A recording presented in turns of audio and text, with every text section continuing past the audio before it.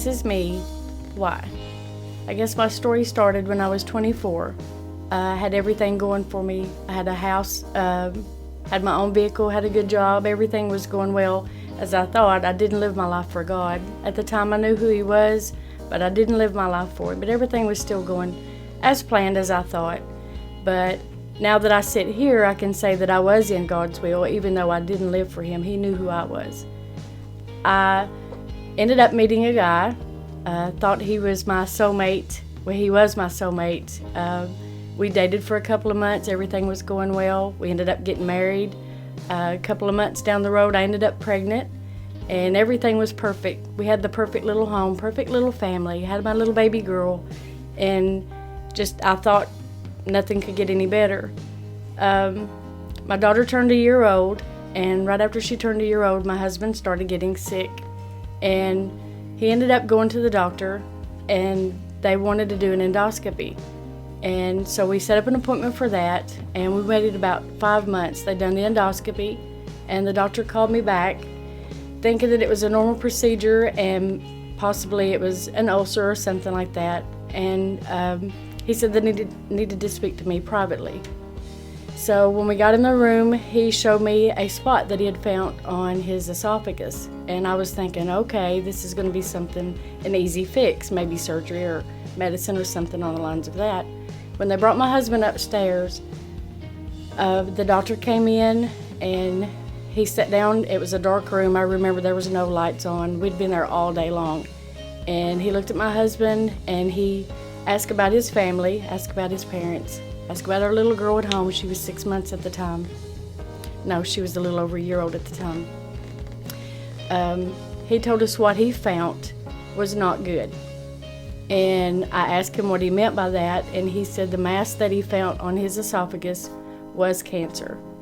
And when I heard the word cancer, it just floored me because I was not expecting that at all. And so immediately I asked him, where do we go from here? What doctor do we see? What medicine do we do? You're going to do surgery?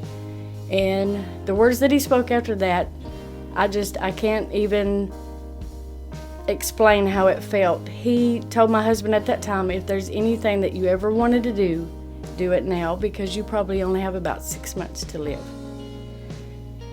I did not comprehend that at the time because I was thinking, no, this isn't right. There's surgery, there's medicine, there's all different kinds of things that can be done. Don't mention death. I've just had my baby girl. Everything is perfect. So we went home, we went to my parents and gave them the news, and immediately my house was filled with people, support, praying, and I knew right then that God was trying to get my attention because I had not lived my life for Him. And I knew I needed to turn to Him because I knew that was the doctor that I needed to see. He was the one that would fix this. So my husband and I started going to church. And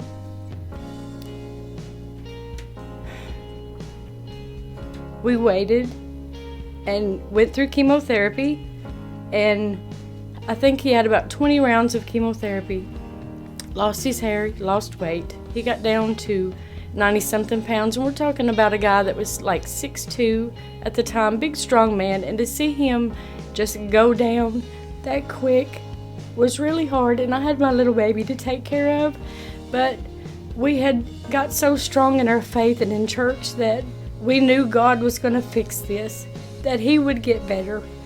But when we went for the results of the chemo, we were expecting good news that day. I had so much faith. I knew that when we went, that doctor was going to tell us that tumor is gone, the cancer is gone, and he's going to live a healthy life, raise your baby girl, and even have more children.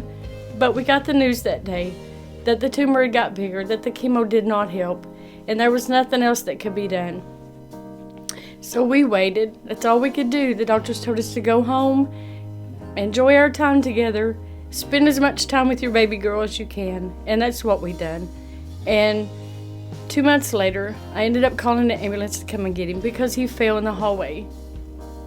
The ambulance came and got him, and they took him to the hospital in the town where we live. And the day before my birthday, March the 7th, 1998, my husband took his last breath. And at that moment that he took his last breath, I was standing there holding his hand, and I was thinking, Lord, I've had the faith that you said in the Bible, if we had just the faith of a grain of mustard seed, anything was possible. Why? What happened? Did I not have enough faith? What did I do wrong?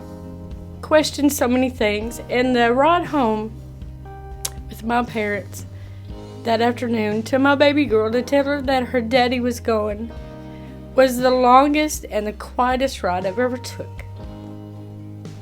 But I made it through it. I made it through it. She was my strength. God was my strength, and I never gave up on God.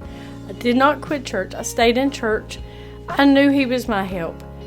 I still had my home. I still had my family, but most of all, I still had God. I kept my integrity with God because I knew that's who was going to help me through this. My story goes on. My daughter was 4 years old. It was just she and I. We had a wonderful life. It was perfect for just the two of us. I'd always said, people would tease me about remarrying or finding somebody, and I always said that if God had somebody for me, He would send him to me. And one night at church, this stranger came in. I knew his mom and dad, but I didn't know him. And everybody was teasing all the other girls about him. I was thinking, no, this can't be. This can't be. And sure enough, that's who God had for me. He called me. We went out on a date. And it was like happily ever after. About 3 months later, we decided to get married. And he took my oldest daughter in as his own. I couldn't ask for anybody better to treat her good and to be there for her the way she needed a daddy to be. Everything was going perfect. Of course, there was times that we had our ups and downs and everything, but 2 years later, we ended up pregnant, and I had my second daughter. And a year later, I had a third daughter. And a year after that, I had my son, my baby boy. Everything was just excellent. We bought a new home. He was working for the fire department and the ambulance service, working 2 jobs. And I had started working for 911. Everything.